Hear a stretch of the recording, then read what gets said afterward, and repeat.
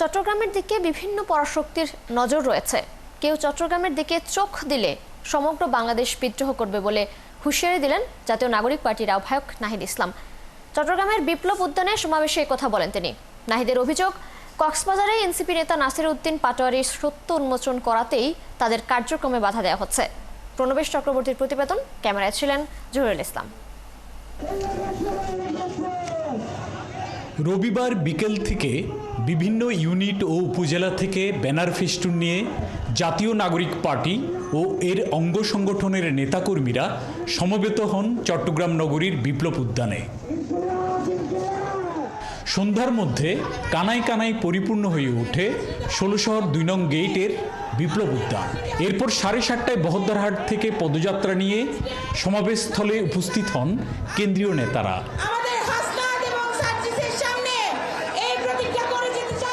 সমাবেশে নিজের বক্তব্যে এনসিপি আহ্বায়ক নাহিদ ইসলাম চট্টগ্রামকে স্বাধীনতা ও সার্বভৌমত্বের দুয়ার উল্লেখ করে বলেন, নানা পরাশক্তি চট্টগ্রামের দিকে চোখ দিচ্ছে। কেউ এদিকে তাকালে সমগ্র বাংলাদেশ একসাথে বিদ্রোহ করবে বলে হুঁশিয়ারি দেন তিনি। একই সাথে কক্সবাজারে নাসির উদ্দিন পাটোয়ারি সত্য উন্মোচন করার কারণেই এনসিপিকে বিভিন্ন জায়গায় বাধা দেয়া হচ্ছে বলেও অভিযোগ করেন নাহিদ। আমরা দেখছি চট্টগ্রামকে নিয়ে নানা ষড়যন্ত্র হচ্ছে, নানান পরাশক্তি চট্টগ্রামের দিকে চোখ তুলে তাকাচ্ছে। আমরা হুঁশিয়ার করতে চাই, চট্টগ্রাম বাংলাদেশের জাতীয় নিরাপত্তার অংশ, চট্টগ্রাম বাংলাদেশের সার্বভৌমত্বের ভিত্তি। চট্টগ্রামকে যদি চট্টগ্রামের দিকে কেউ চোখ তুলে তাকায়, সমগ্র বাংলাদেশ একসাথে বিদ্রোহ ঘোষণা করবে। সমাবেশে অন্যান্য বক্তারা বাংলাদেশের স্বাধীনতা সার্বভৌমত্বকে যারা হুমকিতে ফেলতে চায় তাদের বিরুদ্ধে লড়াই গড়ে তোলার আহ্বান জানান। এছাড়া গোপালগঞ্জের সন্ত্রাসী হামলাকে সহিংসতা বলে চালানো হচ্ছে বলেও অভিযোগ করেন তারা। আমরা বিশ্বাস করি এই তরুণ প্রজন্মকে অর্থ দিয়ে গেলা যায় না, এই তরুণ প্রজন্মকে লোভ দিয়ে গেলা যায় না। হাসিনা চেষ্টা করেছিল কিন্তু জিততে পারে নাই। এই তরুণ প্রজন্ম জিতলে ইতিহাস তৈরি হবে।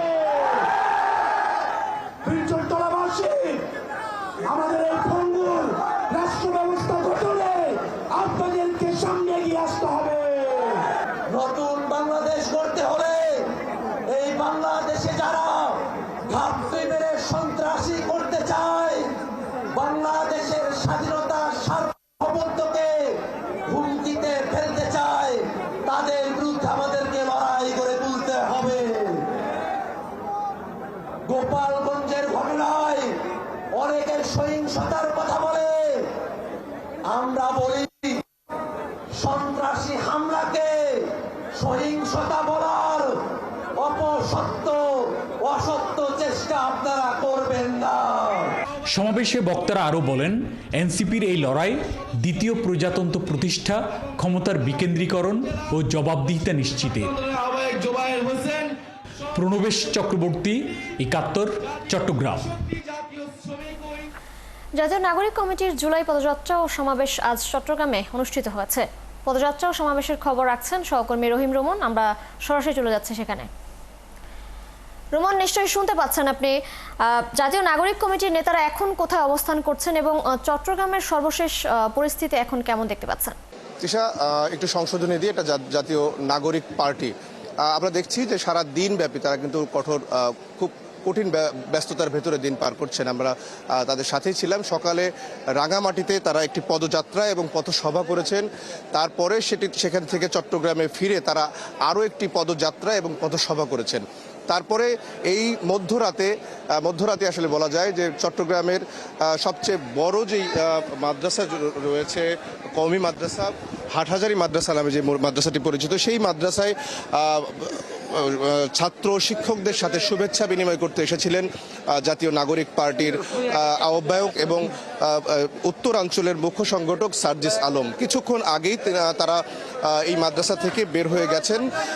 এখানে মূলত তারা এসেছিলেন ছাত্র শিক্ষকদের যেই জুলাই অভ্যুত্থানে যেই অবদান রয়েছে সেই অবদানের একটি আনুষ্ঠানিক এক ধরনের স্বীকৃতি তারা দিতে চেয়েছেন। তারা এখানে এসে তারা একটা বক্তব্য দিয়েছেন। তারা বলেছেন যে যদি জুলাই অভ্যুত্থানে এই মাদ্রাসার ছাত্র শিক্ষক বা আলেম ওলামারা যদি সাথে না থাকতো তাহলে হয়তো সেই অভ্যুত্থান আজকে সফলতার মুখ দেখতো না। আরও একটি কাজ তারা পড়েছেন। এখানে এই মাদ্রাসার যিনি প্রবীণ আলেম ছিলেন, মাদ্রাসার প্রধান ছিলেন আল্লামা শাহ আহমদ শফির কবর জিয়ারত করেছেন। কবর জিয়ারত শেষে তারা এখানে মোনাজাতে অংশ নিয়েছেন। যদিও তাদের এই বিষয়ে আর কোনো প্রতিক্রিয়া আমরা পাইনি, তবে নাহিদ ইসলাম এই ছাত্র শিক্ষকদের উদ্দেশ্যে একটি বক্তব্য দিয়েছেন। সেখানে তিনি বলেছেন জাতীয় যে কোনো সিদ্ধান্ত নেওয়া হবে, আলেম ওলামাদের মতামতের বাইরে কোনো ধরনের সিদ্ধান্ত বাংলাদেশে নিতে দেওয়া হবে না, সেটি তিনি আশ্বস্ত করেছেন। এছাড়া আলেম ওলামা বা এই মাদ্রাসা ছাত্রছাত্রীদের যেই বেশ কিছু দাবি দেওয়া রয়েছে সেই দাবি দেওয়াগুলোও তিনি শুনেছেন। তিনি হয়তো আশ্বাসও দিয়েছেন, যদিও আমরা তার মুখ থেকে সেটা শুনতে পারিনি, যে হয়তো তারা আমরা যেমনটি দেখেছি যে পথসভাগুলোতে তিনি নানান জায়গায় নানান রকমের দাবি দেওয়া শুনেছেন এবং আশ্বাস দিয়েছেন। ধারণা করছি এখানে হয়তো ছাত্র শিক্ষকদের যেই দাবি রয়েছে, মৌলিক যে দাবিগুলো রয়েছে সেই দাবিগুলো হয়তো তারা এনসিপি রাষ্ট্র ক্ষমতায় গেলে বা সেই সুযোগ পেলে হয়তো তারা সেই দাওয়াগুলো পূরণ করবেন বলে হয়তো আমরা ধারণা করতে পারি। তারা হয়তো সেই আশ্বাস দিয়েছেন। এছাড়া বর্তমানে এই মাদ্রাসার যিনি প্রধান রয়েছেন আল্লামা খালিদ আহমেদ কাশেমি, তার সাথে তিনি মত বিনিময় করেছেন। সেখানে তারা তাদের সাথে কথা বলেছেন। যদি আপনার সুযোগ থাকে তিশা, আমরা একজন এনসিপি নেতার সাথেও যদি কথা বলতে পারি, একটু যদি কথা বলেন যে আজকের এই মাদ্রাসায় যে আপনারা আসলেন, আজকে কি উদ্দেশ্য করে আজকে মূলত এখানে আসা? নাহিদরা এসেছেন, যদিও আমাদের সাথে কথা বলেননি। কি ধরনের আলোচনা হলো বা কি ধরনের শুভেচ্ছা বিনিময়, কি বক্তব্য ছিল? না, আজকে আমাদের এই মাদ্রাসায় আসার যে উদ্দেশ্য ছিল সেটি ছিল শুধুমাত্রই সৌজন্য সাক্ষাৎ। আপনারা জানেন যে আমরা জুলাই পদযাত্রার মাধ্যমে সারা বাংলাদেশে আমরা সফর করছি। আজকে আমরা চট্টগ্রামে অবস্থান করছি। আজকে চট্টগ্রামে আমাদের পদযাত্রা অনুষ্ঠিত হয়েছে অলরেডি। তো যেহেতু চট্টগ্রামের একটি ঐতিহ্যবাহী মাদ্রাসা এই মাদ্রাসা হাটহাজারী, সেই জায়গা থেকে আমরা আজকে হাটহাজারী মাদ্রাসার যে যিনি দায়িত্বে আছেন, প্রধান আছেন, তার সাথে আমরা সৌজন্য সাক্ষাৎ করেছি। আপনাকে ধন্যবাদ। তিশা, আমরা শুনছিলাম তারা বলছিলেন যে শুভেচ্ছা বিনিময় সৌজন্য সাক্ষাৎ তারা করেছেন।